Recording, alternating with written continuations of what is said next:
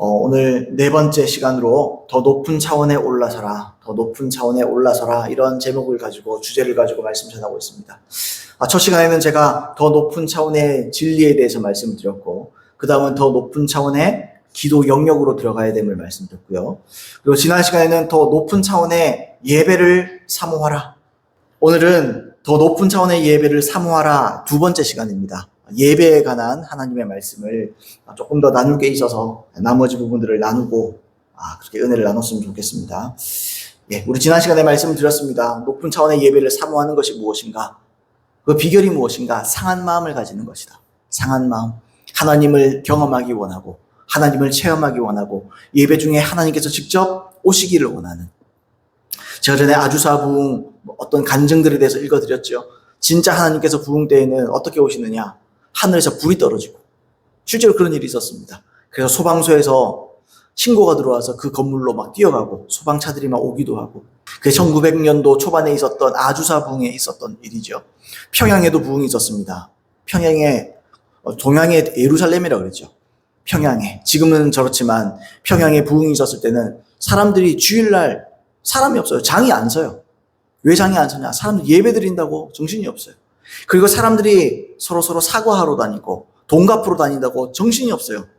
막 북적북적하대요. 회개한 사람들이 넘쳐가지고. 하나님이 임재하시고 하나님을 체험하니까 회개하고 아버지 앞에 죄를 가지고 나아가니까 주님께서 용서하시고 하나님께서 역사하시고 새 사람 만들어주시고 우리가 그런 예배를 사모해야 됩니다. 사람이 어떻게 하루아침에 바뀌느냐? 하루아침에 바뀝니다.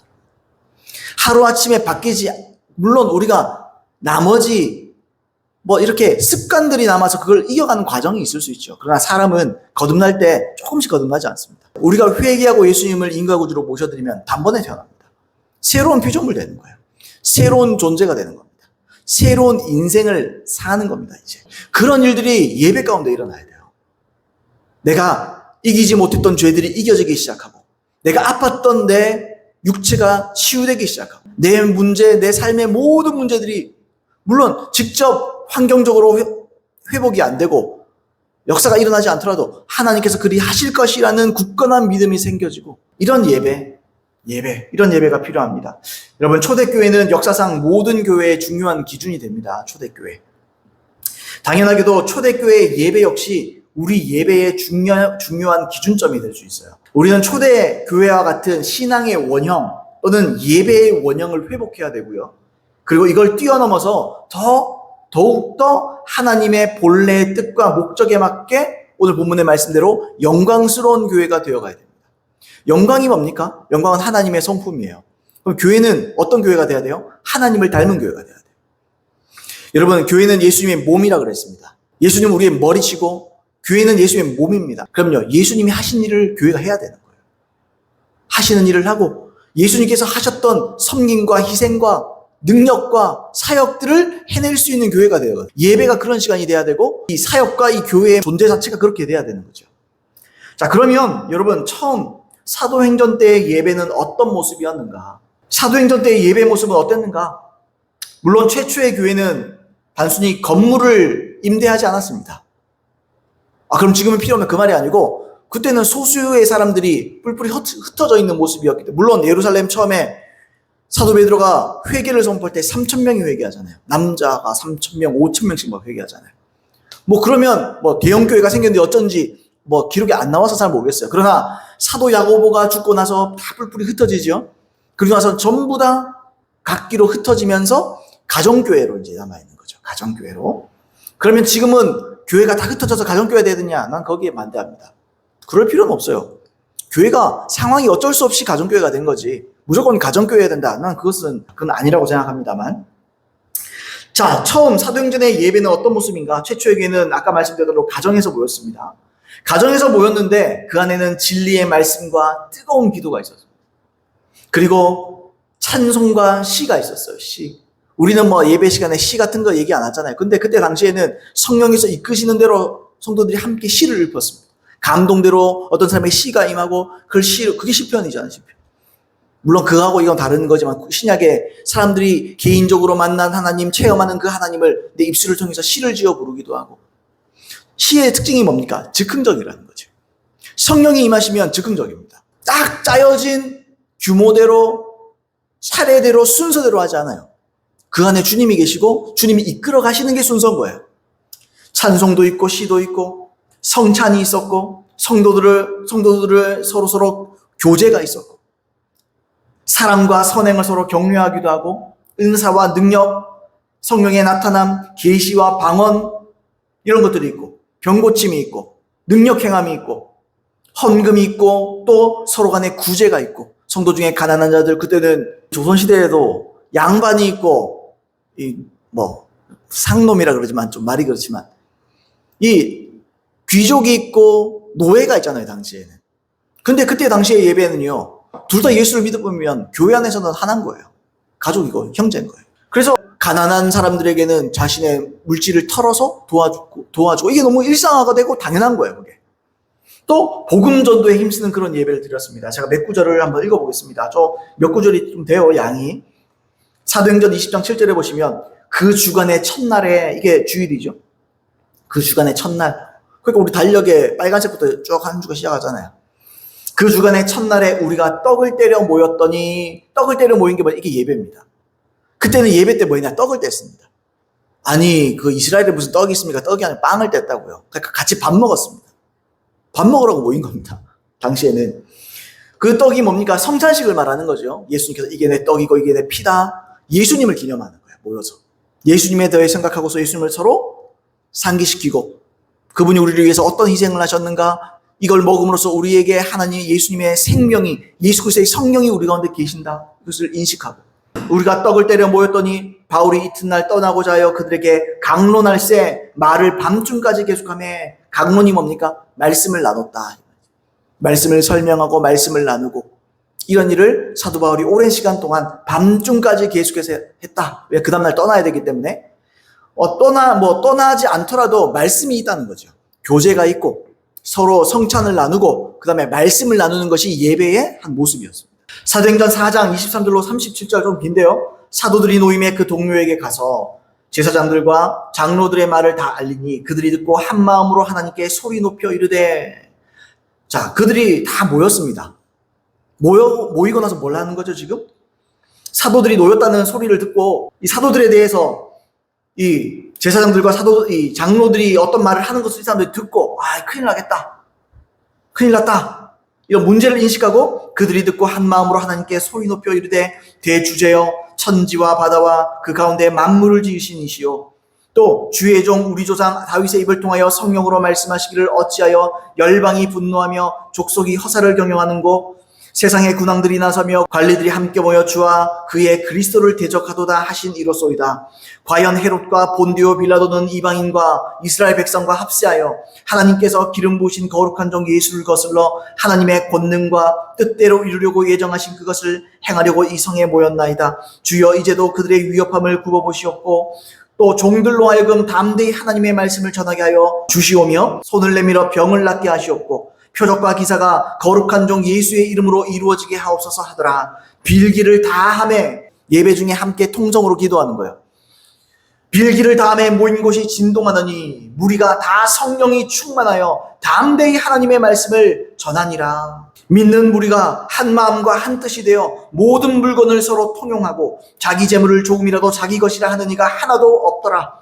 사도들이 큰 권능으로 주 예수의 부활을 증언하니 우리가 큰 은혜를 받아 그 중에 가난한 사람이 없으니 밭과 집 있는 자는 팔아 그 판 것의 값을 가져다가 사도들의 발 앞에 두매 그들이 각 사람의 필요대로 따라 나누어 줌이라. 구브로에서 난 레위족 사람이 있으니 이름은 요셉이라. 사도들이 일컬어 바나바라 번역하면 위로의 아들이라 하니 그가 밭이 있음에 팔아 그 값을 가지고 사도들 발 앞에 두니라. 예배 중에 하나님의 사람들이 지금 위협과 어려움을 당하는 것을 듣고 통성기도하죠. 그리고 나서 무슨 일이 있습니까? 땅이 흔들리는 거예요. 땅이 흔들립니다. 지진이 일어났습니다. 그리고요, 사람들이 성령 충만해서 사람들이 이제 전도하고 말씀을 나누기 시작하고요. 그 다음에 뭐가 있었죠? 구제와 나눔이 있잖아요. 자기 물건을 다 팔아가지고 국가에서 가져가는 게 아니고 국가에서 뭐 사회주의식으로 갖고 가고 내놔라 그랬다 그런 게 아니고 자발적으로 성령의 감동에 따라 이런 일들이 어디에 있었다고요? 예배 중에 있었다. 예배를 통해서 이런 일들이 있고 이런 나눔들이 예배 속에서 이어져 나갔다고요. 이런 예배를 드렸다는 말씀을 제가 드리는 겁니다. 고린도전서 14장 26절로 40절 좀 길죠? 그런즉 형제들아 어찌할까? 너희가 모일 때에 너희가 예배할 때에 그런 말입니다. 각각 찬송시도 있으며 가르치는 말씀도 있으며 우리 뭐 앞에 찬양이 있었고 저 가르치는 말씀이 있고 그 다음에 요것만 있으면 안 돼요. 사실은 계시도 있으며 방언도 있으며 통역함도 있나니 모든 것을 덕을 세우기 위하여 하라. 예배 시간에 뭐 하래요? 찬송시도 있고 말씀도 있고 우리는 여기까지만 있잖아요. 계시도 있고 방언, 여기서 방언은 공적인 방언을 말하는 거예요. 그 다음에요, 통역함도 있나니 저 같은 경우도 제 친구의 한 명의 방언이 들려요. 내 방언은 못 듣는데 남의 방언은 들려요. 그 친구가 방언을 말하면 제가 무슨 말인지 알아요. 근데 그게 어떤 효과를 발휘하냐? 그게 예언의 효과를 발휘합니다. 방언을 통변하면 거기서 예언의 효과가 나와요. 그 친구가 알아요. 나 지금 방언하는데 이거 내 방언 아니다. 그래요. 그럼 제가 그때부터 들려요. 그래? 들어보자. 그러면 들려요. 27절입니다. 만일 누가 방언으로 말하거든 두 사람이나 많아야 세 사람이 차례에 따라 하고 한 사람이 통역할 것이요. 만일 통역하는 자가 없으면 교회에서는 잠잠하고 자기와 하나님께 말할 것이요. 예언하는 자는 둘이나 셋이나 말하고 다른 이들은 분별할 것이요. 만일 곁에 앉아있는 다른 이에게 계시가 있으면 먼저 하던 자는 잠잠할지니라.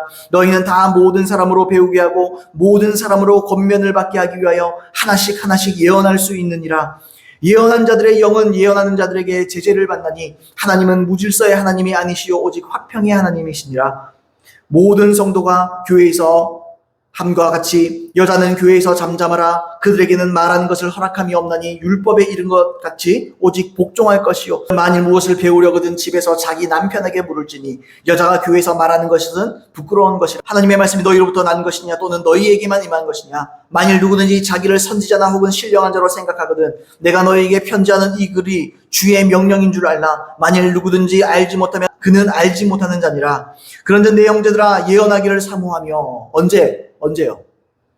그런즉 내 형제들아 예언하기를 사모하며 언제 사모하래요? 교회에서 또는 어디서요? 예배 중에. 물론 교회에서인데 이건 예배 중에도 말을 되는 거예요. 왜냐하면 너희가 모일 때에 이렇게 말했기 때문에. 내 형제들아 예언하기를 사모하며 방언 말하기를 금하지 말라. 언제요? 예배 때도. 그 예배 때 아무나 방언을 떠들란 말이에요. 통역 없으면 떠들지 마라. 근데 개인적으로는 방언으로 기도해야 된다. 그런 말이에요. 40절 모든 것을 품위 있게 하고 질서 있게 하라. 보세요. 은사들이 나오죠. 예배 중에 당시에는 예배 중에 아까도 얘기했지만 그냥 말씀만 있고 뭐 찬양만 있고 그런 게 아니에요. 여러분 예배 중에는요. 예언이 있어야 돼요. 어떤 사람이 공적인 방언을 할 수 있는 은사가 있는 사람이 있다면 통역하는 사람도 같이 붙어서 그걸 통역할 수 있는 사람도 있으면 좋아요. 그러니까 우리가 지금 말하는 규격화된 예배 문제 있는 겁니다. 사실 성경적인 예배는 초대교회 때 예배는 그런 예배가 아니에요. 순서가 따로 있지 않아요. 성령께서 그냥 이끌어 가시는 거예요. 성령께서. 목사는 그 성령의 이끄심에 굉장히 예민한 거예요. 그래서 주님 주신 말씀 있습니까? 예언받은 분 있으면 예언해 하십시오. 근데 어떻게 한다고요? 제재를 받잖아요. 목사가 제재를 시키는 거예요. 그런 예언은 지금 하지 맙시다. 왜냐하면 사람들이 지하고 싶은 말 그냥 예언이라 싶고 막 할 수 있거든요. 자기가 평소에 꽁꽁 숨겨뒀던 말 예언이라고 막 그냥 공개적으로 말할 수 있다고요? 그런 건 바로 제재해버려야 돼요. 질서에 맞게 해라. 하나님은 무질서의 하나님이 아니시오. 하나님은 화평의 하나님이시다. 모든 것을 품위 있게 하고 질서 있게 하라. 그죠? 그리스도인으로서의 품위가 있잖아요. 질서가 있잖아요. 절제가 있잖아요. 그거 따라 하는 거지 받았다고 막 떠들고 이런 게 아니고 그런 게 아니다. 자, 이 말이 뭡니까? 고린도 교회에서는 예배 중에 예언과 방언과 이런 것이 폭풍같이 임했습니다. 그래서 사람들이 그러거든요. 그거 방언하면 골치 아프고 예언하면 골치 아프고 그러니까 우리는 그런 거 안 한다. 그게 멍청한 소리예요. 아니 여러분 갈치 맛있습니까? 맛없습니까? 갈치가 맛이 있어요? 없어요? 생물 갈치 맛있어요? 맛없어요? 근데 뼈 많다고 안 먹으면 지 손해지. 그게 아니에요. 가시는 다 걸러내고 좋은 거 먹어야지. 교회는 은사나 예언이나 방언이나 치유나 이런 게요. 예배 시간에도 열려 있어야 돼요. 원래. 그게 원래 초대교회 스타일이에요. 이게 성령님의 이끌어가신 스타일입니다. 그래서 우리 옛날에 뭐 그런 거 있잖아요. 저도 어릴 때 예배 드리면 자, 다 같이 일어서셔서 찬송합시다. 앉으세요. 자, 일어서서 성경 보고 앉았다 일어났다 막 무릎 아파요. 그걸 전부 다 짜놨어요. 뭐 교동문 몇 번 읽읍시다. 내가 선창하면 여러분 후창하십시오. 얘기하면 또 얘기하고. 이 전부 다 종교가 만들어낸 거예요. 그런 게 아니에요, 원래는. 성령께서 그걸 이끌어가는 거예요, 이끌어가는 거. 종교의 좀 이렇게 겉모습이나 이 좀 피상적으로 이렇게 좀 이해하면 안 돼요. 성령은요, 우리를 어떻게 인도할지 모르는 겁니다. 그래서 어떨 때는 제가 축도로 예배를 마치기도 하지만 그 전의 순서는 사실은 모르는 거예요. 지금도 우리는 간소화해서 이렇게 예배를 드리고 있지만 주님이 역사하시고 또 은사자들이 일어나고 은사 받는 자들이 일어나면 목사가 이걸 이끌어가는 거예요. 마치 지휘자처럼. 성령께서 제게 감동을 주시고 전 지휘자처럼 이걸 통해서요, 성도가 서로가 덕스러워지고 은혜를 받고. 여러분, 살면서 예언 받아보셨나요? 우리 어머니, 우리 아버지는 못 받아보셨겠죠. 예언 받으면 힘이 납니다. 힘이 납니다. 힘이 납니다. 예언 하나 받으면, 와, 나는 요즘에 참, 별로 뭐랄까요. 힘들고, 별로 힘도 안 나고. 근데요, 하나님께서 당신을 사랑하신답니다. 이 말 하면 끝입니다. 그냥 하는 말이 아니고 듣고 말하면 달라져요. 물론 그 성경에 남아있는 기록이에요. 근데 그 성경에 나와있는 내용을 주의 성령께서 어떤 사람에게 감동을 통해서 그 사람에게 말하면 주님이 그 시에 그 말을 하는 거예요, 지금 주님이. 그럼요, 그 사람에게는 임팩트가 다릅니다. 주님이 나를 기억하시는구나. 주님이 나를 기억하시고 나를 사랑하시고 나에게 인내하라고 힘을 주시는구나. 그러면요, 교회에서 예배를 드리고 힘을 얻는 거예요. 예배 잘 들으면 힘이 납니다. 단순히 그런 의미가 아니에요. 진짜 실제로 예언을 통해서 덕을 세우고 권면하고 위로하는 말들을 통해서 진짜 덕성을 얻는 거예요, 교회가. 성도들이. 저는 이런 예배를 꿈꿉니다. 진짜로 이런 예배를 꿈꿔요. 막 예배 시간에 막 그냥 뭐 이런 순서 같은 거 따지지 않고. 초대교회 때 예배는요, 민주적이지 않습니다. 민주적이지 않습니다. 우리끼리 뭐 그런 거 없습니다. 성령이 이끄는 대로 가는 겁니다. 왜요? 교회는요, 질서 안에 있는 거예요. 담임 목사에게 주님이 질서의 머리 역할을 하도록 역사하시는 거예요. 그냥 그런 자리에 앉히신 거예요. 그래서 뭐라 그럽니까? 서로 제재를 받잖아요. 예언하는 자들은 예언하는 자들의 제재를 받는다. 왜냐하면 이 사람이 예언을 하고 있는데 이 사람에게 말씀 임했어. 그럼 이 사람이 딱 앉아야 돼요. 성령께서 각 사람에게 하고 싶은 말까지만 말하게 하는 거예요. 그 전체가 이루어져서 풍성한 예배가 되어질 줄 믿습니다. 이게 주께서 진짜로 예배가 그 당시에 이런 예배를 드렸습니다. 우리가 그걸 이해하지 못하고 받아들이지 못하는 거예요. 여러분, 새 술은 새 부대에 넣는 줄로 믿습니다. 새로운 시대가 오는 줄로 믿습니다. 고린도전서 16장 2절도 말합니다. 매주 첫날에 너희 각 사람이 수입에 따라 모아두어서 내가 갈 때에 연보를 하지 않게 하라 그랬습니다. 야, 미리 해둬라. 내가 가서 돈 받고 그러면 민망하니까 미리 헌금해라. 왜냐하면 이 헌금을 선교비로 이제 쓰는 거거든요. 사도 바울에게. 매주 첫날에, 이것도 주일이죠. 너희 각 사람이 하는 거예요. 성금은 각 사람이 하는 거예요. 물론 가정에 11조가 있지만 뭐 주정헌금이나 감사금은 각 사람이 하는 거예요. 각 사람이 어떻게 하라고요? 수입에 따라. 그러니까 많이 버는 사람은 수입 많으니까 많이 해야 돼요. 적게 버는 사람은 그 수준에 맞게 적게 하는 거예요. 그렇게 당시에 이게 예배라는 거죠. 이게 예배의 한 부분이라는 거예요. 그래서 우리 헌금하잖아요. 히브리서 10장 24절 서로 돌아보아 사랑과 선행을 격려하며 그랬습니다. 교회에 어떤 일이 있어야 돼요? 교회 예배 중에도 또 예배를 마치고 나서 서로 돌아봐야 됩니다. 그리고 사랑과 선행을 격려해라 이 말이 뭐냐면 히브리서 말씀은 예수를 믿는 데 있어서 굉장히 어려움을 당하는 박해를 당하는 사람들에게 말하는 거거든요. 그게 마지막 때가 올수록 모이기를 패하는 자처럼 되지 말고 서로 모여서 서로 돌아보아 사랑과 선행을 격려하라는 말은 아이고 오늘 사랑하느라 힘들었지요. 이번 주에 괜찮았습니까? 선행하시느라고 사람들이 조롱을 많이 받았지요. 사람들이 많이 박해를 했지요. 그래도 우리 힘냅시다. 서로 격려해 주는 거예요. 우리 소망을 가집시다. 우리가 의의 소망을 가집시다. 우린 천국이 남아있지 않습니까? 손해보더라도 우리 끝까지 사랑합시다. 힘냅시다. 여러분 주일은 그런 날이 되는 거예요. 그런 날. 맨날 그냥 앉아가지고 뭐 요 앞에 슈퍼가 몇 프로 세일하던데 권사님 같이 갑시다. 그런 소리 하는 게 아니고 그 말도 할 수 있는데 그런 게 아니에요. 그러면 서로 뭡니까? 서로가 뭐 했다는 거예요? 서로가 항상 일상을 살면서 항상 사랑하고 선행을 행했다는 거죠. 그래서 힘내서 더 행합시다. 우리 멈추지 맙시다. 예수께서 재림하시고 또는 우리가 천국 가는 그 순간까지 우리 멈추지 말고 계속해서 해내갑시다. 서로를 향한 격려가 있었다는 겁니다. 자, 이처럼 당시의 초대교회는 주일에 가정에서 모이되 외형이나 형식이나 어떤 체계나 어떤 좋은 프로그램이나 커리큘럼 이런 거 안 매였어요. 그런 게 없었어요. 또요, 어떤 큰 건물이나 환경이 좋은 장소 이런 데 매이지도 않았습니다. 뭐 그렇다고 해서 제가 아까 말했듯이 뭐 지금 한 건물에 교회로서 모이는 걸 반대하자는 건 아니에요. 왜냐하면 사람이 모이면 모일수록 그만큼 공간이 필요하죠. 뭐 콩나물 시루도 아니고 뭐 그럴 수는 없지요. 자, 어쨌든 그들은 다른 것에 얽매이지 않아요. 어떤 순서나 어떤 커리큘럼, 어떤 프로그램, 시스템 뭐 이런 거에 얽매이는 사람들이 아니에요. 당시에 예배드렸던 초대교회의 모습은 그들은 다른 게 매이지 않았어요. 어디에 매이죠? 오직 예수님을 중심으로 성령의 이끄심 위에서만 예배를 드린 거예요. 성령이 이끌어 가시는 데만 가는 거예요. 그냥. 그들은 오직 예수님을 중심으로 다시요 성령의 이끄심 위에서 예배를 쌓아갔습니다. 릭 조이너가 이렇게 썼습니다. 오늘날의 예배에 대해서 이런 지적을 해요. 릭 조이너가 만일 주님께서 회중 가운데 짠 하고 나타나 그분의 방법대로 교회를 계수하려 하신다면, 여기서 계수란 게 새로 수복한다, 새로 회복한다 이런 말입니다. 하려 하신다면 교회가 운영하는 프로그램은 말 그대로 엉망이 될 것이다. 내 친구 목사 중 한 명은 설교할 때마다 항상 다음과 같이 풍자적인 말로 서문을 열며 회중에게 경각심을 불러일으킨다. 만일 오늘 주님께서 우리와 함께 하지 않으신다 하더라도 걱정하지 마십시오. 여전히 우리는 좋은 프로그램을 즐길 수 있을 겁니다. 그러니까 주님이 여기서 임재하지 않는다고 너무 걱정하지 마세요. 우리는 좋은 프로그램이 있으니까. 프로그램이 예수님을 대체하는 거예요.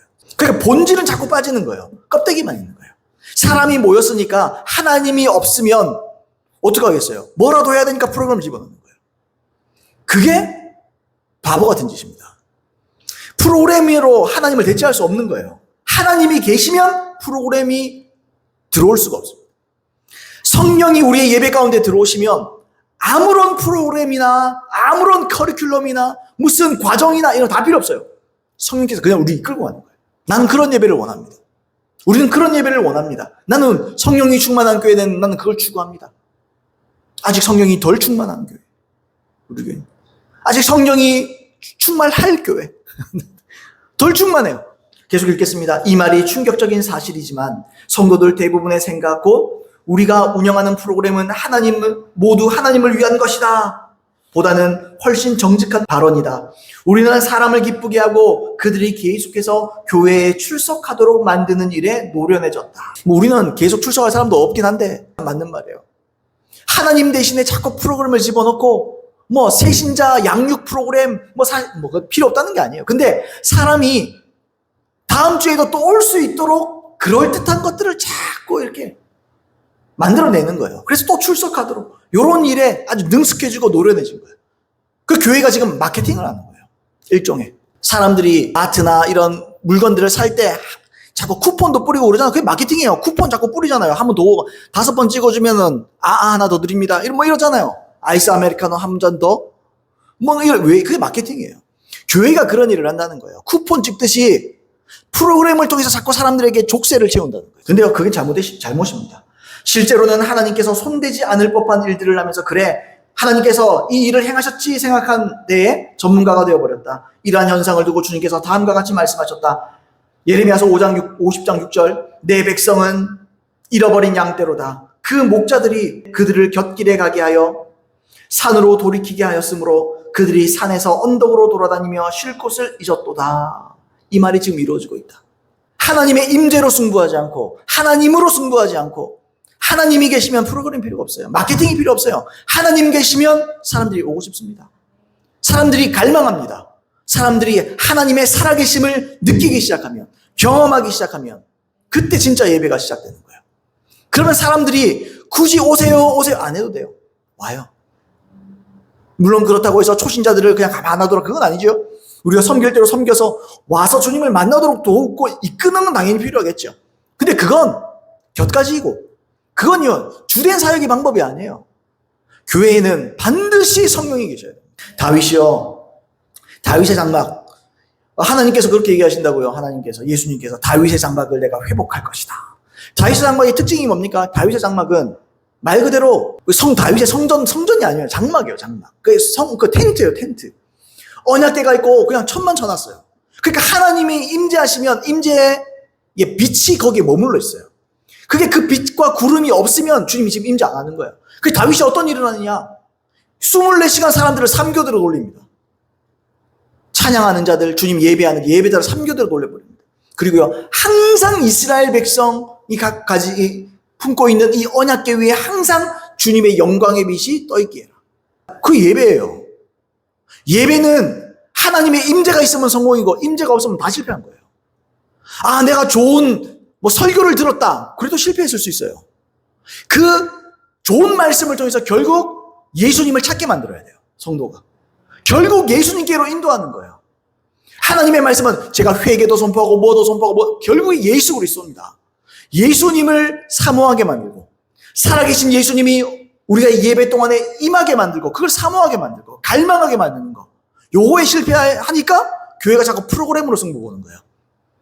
무슨 교육, 무슨 프로그램 그런 거 많잖아요. 그죠? 그런 걸로 자꾸 승부 보는 겁니다. 이처럼 하나님의 영광과 임재가 없는 예배, 하나님의 부재를 대체하기 위해서 교회는 프로그램과 시스템 또는 좋은 건물이나 환경을 만드는 겁니다. 물론 모든 체계가 또 환경이 전혀 필요 없다는 건 아니에요. 그러나 본질과 정신이 빠진 채로 인간의 대체물로만 예배가 채워진다? 그건 바로 하나님과 전혀 관계없는 종교놀이입니다. 그게 천주교잖아요. 천주교. 천주교도 물론 구원이 있는 것을 압니다. 그러나 여러분 천주교를 보세요. 거기에는 의식만 있어요.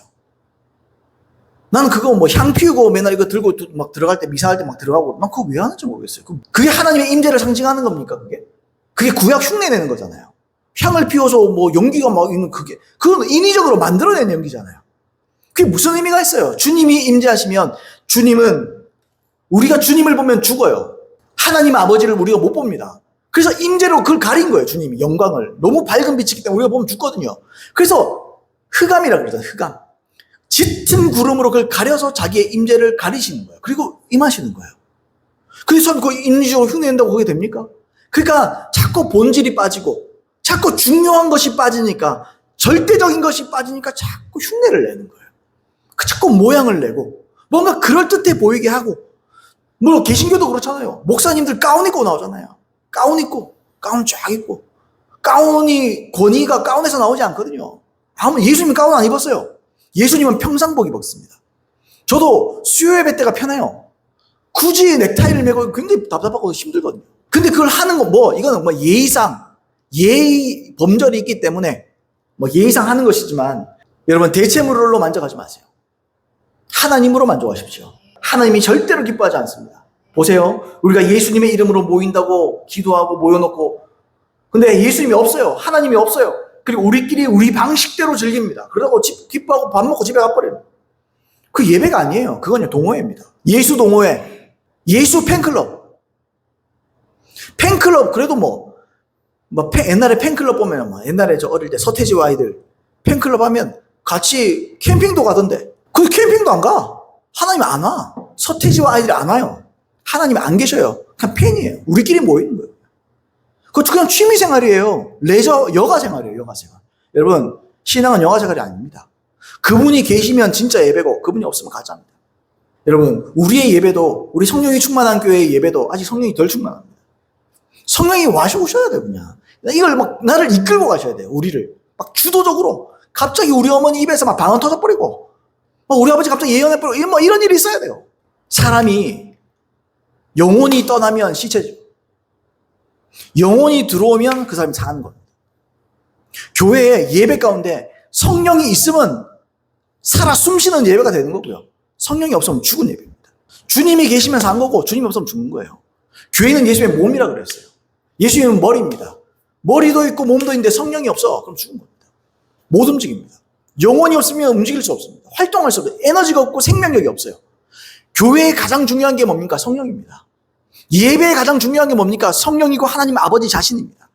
그분이 계셔서 우리를 이끌고 가셔야 돼요. 한마디로 말하면 우리는요 재롱잔치 하는 겁니다. 주일은요 우리의 만족을 위해서 예배 드리는 거 아니에요. 재롱잔치 하는 거예요. 재롱잔치. 재롱 잘 떨고 만족시켜주면 어른들이 이래 주머니에 쌈짓돈도 주고 돈도 주잖아요. 그게 은혜예요. 그게 은혜. 표현이 적절한지 모르겠지만 그게 은혜인 거예요. 우리가 그걸로 사는 거예요. 일주일 내내 뭐 할 겁니까? 예배 준비하세요. 일주일 내내. 일주일 내내 준비할 게 뭐예요? 예배 준비하는 거예요. 똑바로 살면서 예배 준비하고 사랑과 선행을 행하면서 예배 준비하고. 여러분 무엇보다 초대교회가 초대교회로 불렸던 이유가 뭐죠? 신앙과 예배에 하나님이 친히 함께 하신 겁니다. 그거밖에 이유가 없어요. 릭조이너가 이렇게 썼습니다. 사도행전을 읽어보라. 교회가 태동한 이유를 주께서 그들과 함께 하셨기 때문이라고 지적하고 있다. 초대교회 성도들은 매일같이 주님을 만났다. 그들이 선포하는 메시지가 예수 그리스도였고 예수님께서는 그들 안에 놀라운 일들을 행하셨다. 초대교회의 생활상을 보면 예수님께서 일부러 좀 모자란 사람들을 지도자로 세우신 것만 같다. 그럴 것 같아요. 저도 그렇고. 그러므로 지도자들이 그리스도의 임재로 기름 부음을 받지 않는 한 그 어떤 누구도 그들을 따르려 하지 않았을 것이다. 교회 역시 그리스도의 임재를 체험하지 않고서는 세상으로부터 조롱만 당했을 것이다. 1세기의 교회는 오직 한 가지만 붙들었다. 하나님. 하나님이 그들과 함께 하셨다. 이것 말고는 당시에 일어났던 일들을 설명할 방법이 없다. 주님께서 가장 필요로 하실 때 주님을 배신했던 충성되지 못하고 신뢰하지 못할 어부들, 매국노 같은 세리, 가난한 농민 출신들을 지도자로 인정하고 따를 사람은 아무도 없을 것이다. 그러므로 주님이 함께 하시지 않는다면 이같이 좀 모자란 초대교회의 리더들은 교회를 세워야 하는 사명을 감당할 수 없었을 것이다. 이처럼 하나님께서는 초대교회의 지도자들이 주님을 의지하지 않고는 어떠한 일도 수행할 수 없도록 만드셨다. 주님이 나타나지 않으셨다면 그들은 그저 무력한 사람에 불과했을 것이다. 이것이 바로 우리가 회복해야 할 기초를 설명해 주고 있다. 우리가 진정으로 회복해야 될 게 뭡니까? 하나님의 임재입니다. 교회는 그러니까 이런 거예요. 하나님 임재 빼면 시체입니다. 안고 없는 찐빵입니다. 아무 의미 없는 거예요. 교회에 하나님이 함께 하시지 않는다. 예배에 하나님이 함께 하시지 않는다. 여러분들의 삶에서 하나님이 여러분과 동행하지 않는다. 성령 없으면 실패입니다. 그냥 주님 없으면 시체입니다. 교회는. 없는 거예요. 없는 거. 있으나 많아요. 오히려 욕먹습니다. 그러므로 하나님의 대체물을 찾는 일을 그쳐야 돼요. 그만둬야 돼요. 다른 거 하지 말아야 돼요. 교회는. 오직 주님의 얼굴을 찾아야 돼요. 주님의 임재를 찾아야 돼요. 주님의 성령을 찾아야 돼요.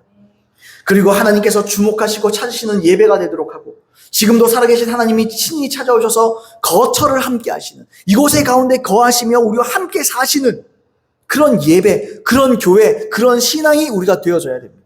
여러분, 하나님의 임재는 단순히 완벽한 교리나 지식, 인간의 연구로 세운 프로그램이나 시스템에 있지 않아요. 좋은 환경에 있지 않습니다. 우리 교회 화장실이 저런데 화장실이 안 좋다고, 화장실이 좋다고 사람하고 그런 것도 아니에요. 자, 초대교회는 프로그램이 없었습니다. 초대교회는 마케팅이 없었어요. 장소나 환경, 상황 하나도 그들의 신앙과 예배를 도와주지 않았습니다. 로마가 도와줬습니까? 안 도와줘요. 안 도와줘요. 세상은 안 도와요.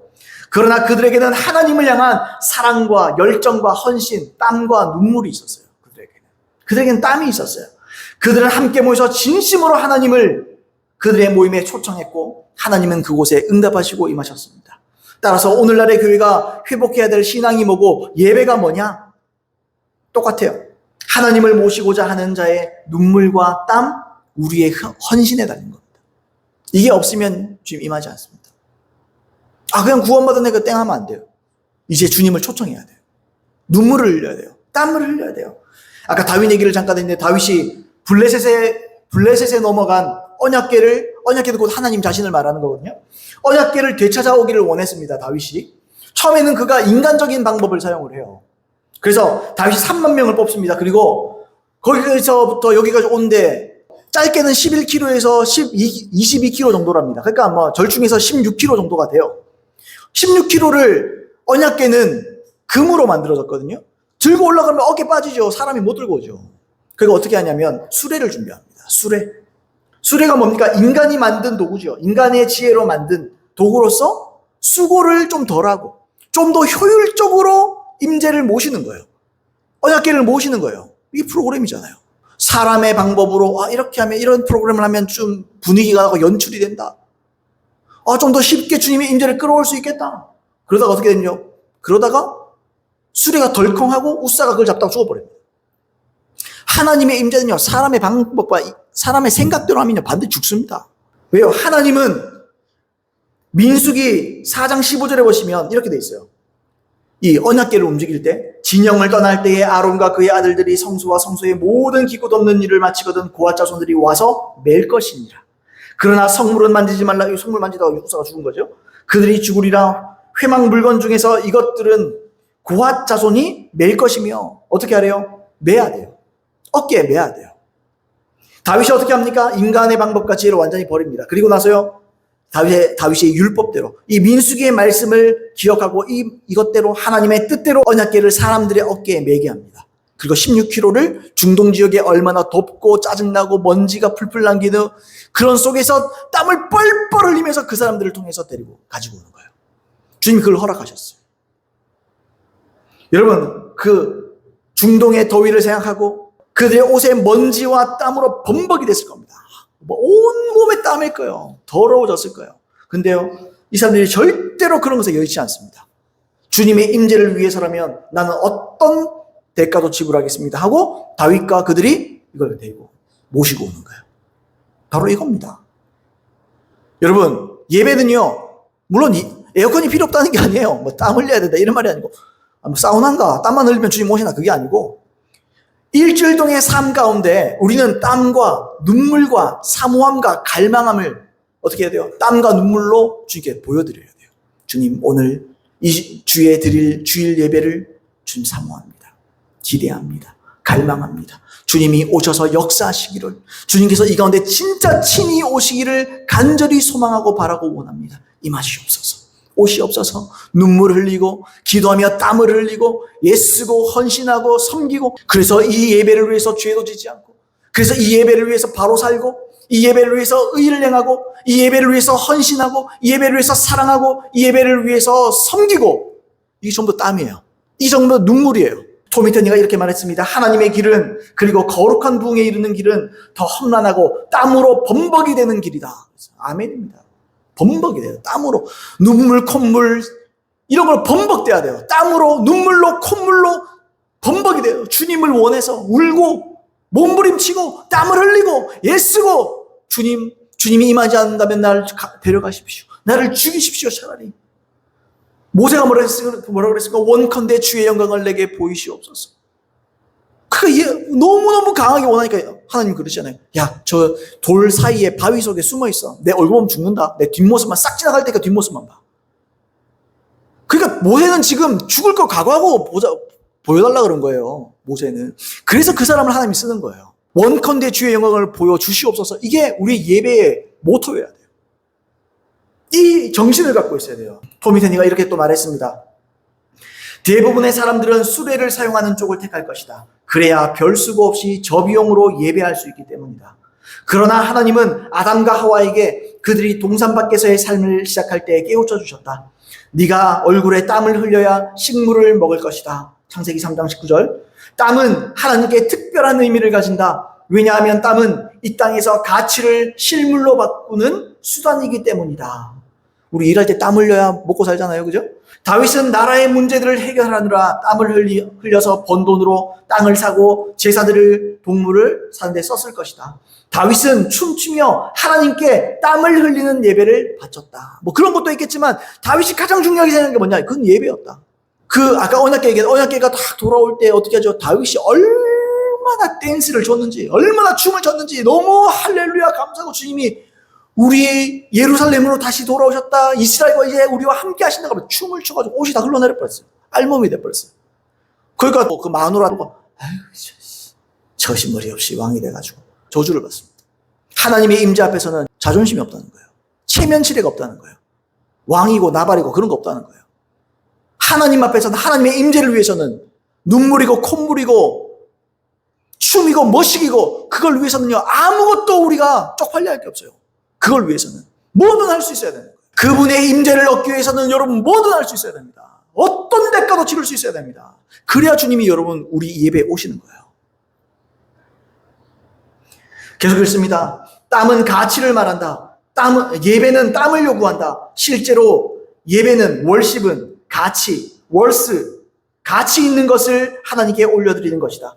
그래서 11조와 헌금을 드리는 것이 예배의 일부가 된다. 우리는 땀을 흘려 수고한 대가로 돈을 받고 그 땀이 묻은 돈을 예배의 행위로 하나님께 드린다. 마찬가지로 우리의 시간도 그렇게 하나님께 드린다.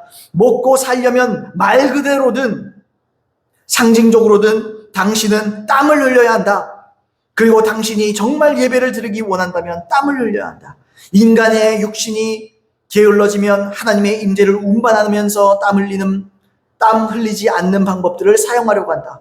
그리고는 그 옆을 따라가며 하나님의 영광을 운반하는 흥분에 가득 찬다. 하지만 사실 우리는 땀을 흘리려고 하지 않고 있다. 우리 딱 보여주는 거죠. 우리는 쉽게 임재를 원하는 거예요. 우리가 쉽게 그냥 모이기만 하면 주님이 와서 기다려주시고, 그냥 아무 생각 없이 예배드리고 일주일 개판 5분 전에, 아니 개판으로 살고, 그냥 예배 전에 회개 한번 하면 되지. 그러니까 임재가 없는 거지. 하나님 그거 모르겠습니까?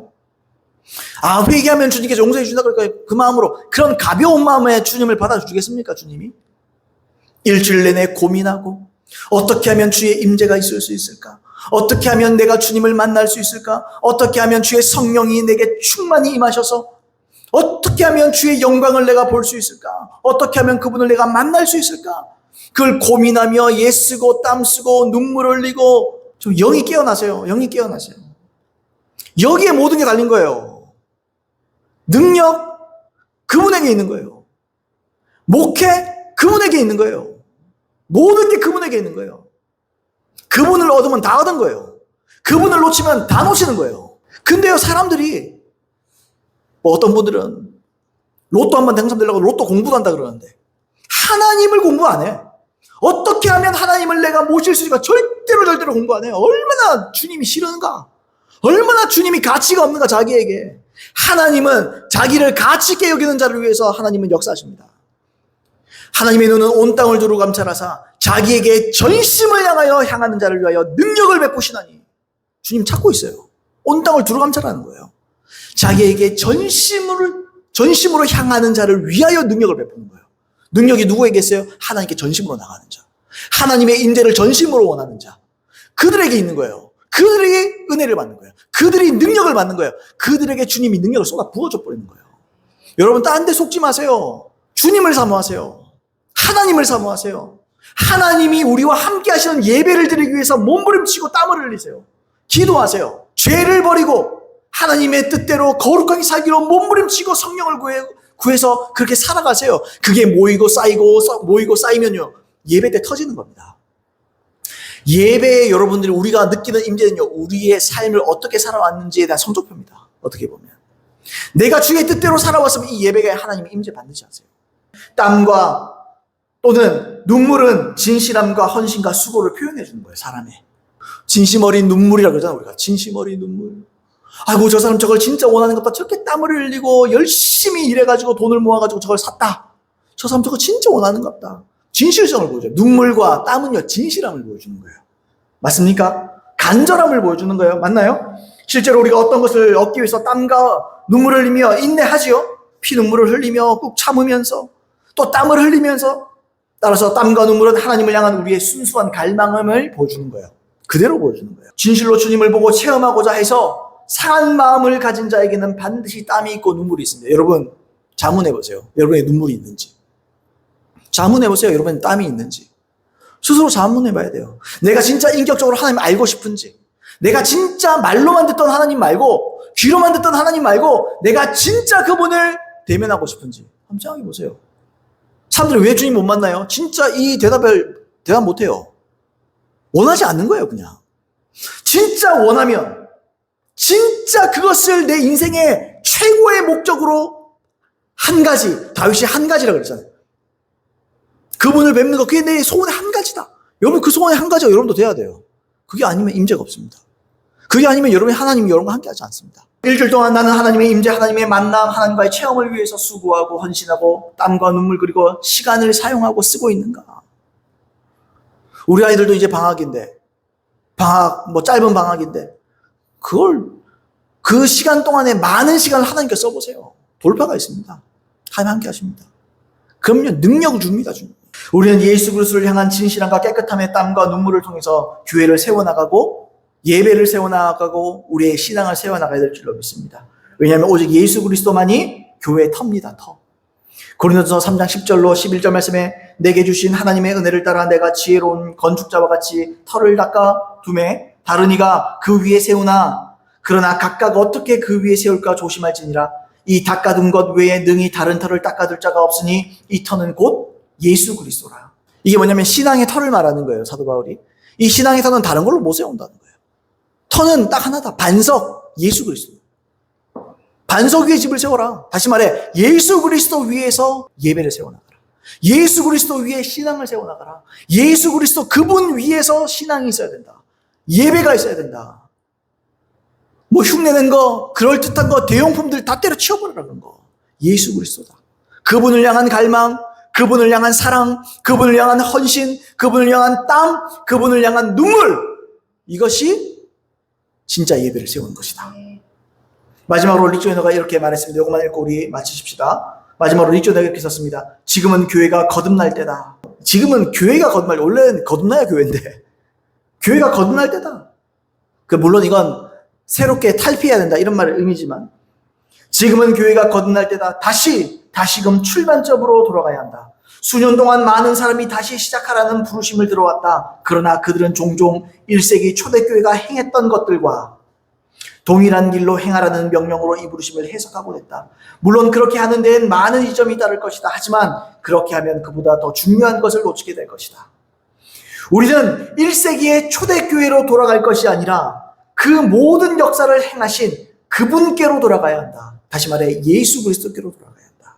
하나님은 그분의 식양대로 그분의 집을 세울 것을 주장하신다. 예수님이 터다.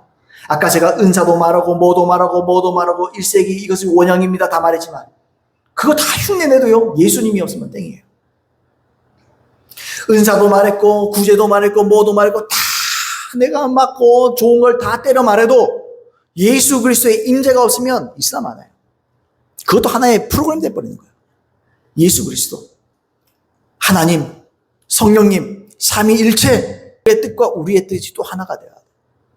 교회가 하나가 돼야 돼요. 그분의 뜻과 하나가 돼야 돼요. 단순히 기독교의 신앙과 예배의 껍데기 형식, 피상적인 형식을 되찾자는 게 아닙니다. 오직 예수 그리스도께로 돌아가서 그분 위에서, 그분을 사랑하는 마음 위에서, 그분을 섬기는 마음 위에서 진리대로 신앙과 예배가 회복될 줄로 믿습니다. 우리가 그런 저와 여러분 되기를 예수님의 이름으로 축복드립니다.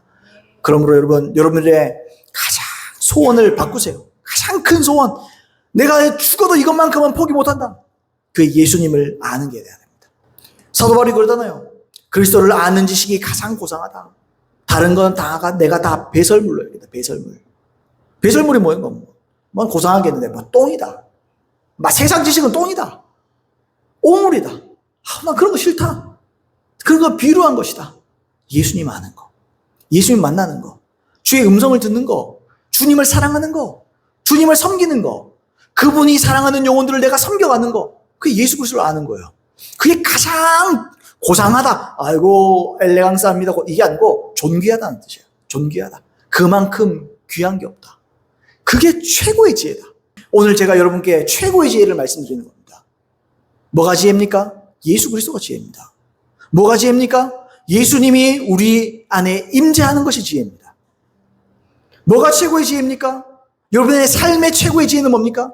예수 그리스도를 만나는 게 최고의 지혜입니다. 그분과 교제가 돼야 되는 겁니다. 그분의 음성을 들어야 되는 겁니다. 그분을 사랑해야 되는 겁니다. 상사병에 걸리듯이 막 골마 터진 마음으로 주님을 원해야 되는 겁니다. 그게 지혜입니다, 여러분. 딴 게 지혜가 아니에요. 그런 저와 여러분 되기를 예수 그리스도 이름으로 정말로 축복드립니다. 그래서 주님 만나십시오. 주님 살아계십니다. 우리 안에도 그렇고 예수님 만난 사람 있잖아요. 주님 진짜 살아계세요. 내가 바보가 아니에요. 내가 바보 등신 천치가 아니에요. 만났으니까 만났다 그러는 거예요. 주님 살아계신다니까요. 진짜 계세요. 그리고 나에게 말씀하세요.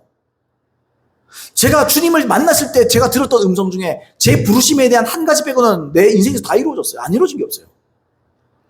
그래서 다른 게 다 이루어졌기 때문에 내 거 안 이루어지겠어요? 내 것도 이루어질 거라고 봐요. 왜요? 틀린 게 없으니까 주님은.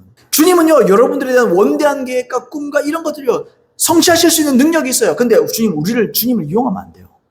주님이 우리를 사용하시는 게 중요한 거지. 내가 주님을 이용하는 게 아니에요. 우리의 목적은 뭐여야 됩니까? 크게 쓰임받는 겁니까? 아니에요. 주님을 만나는 거예요. 최고의 인생의 목적이 뭐여야 돼요? 이 땅에서 잘 성공하는 겁니까? 아니라니까요. 주님을 만나면 성공은 따라오는 거라니까요. 주님을 만나세요. 주님을 사모하세요. 저렇게 떠드는, 저렇게 목사님이 저렇게 핏대까지 세가면서 자꾸 얘기하는데, 싫다! 그러지 말고 마음 고쳐 드시고 나도 한번 만나볼까? 나도 한번 그분을 생각해볼까? 여러분, 그런 저와 여러분 되기를 예수님의 이름으로 축복드립니다.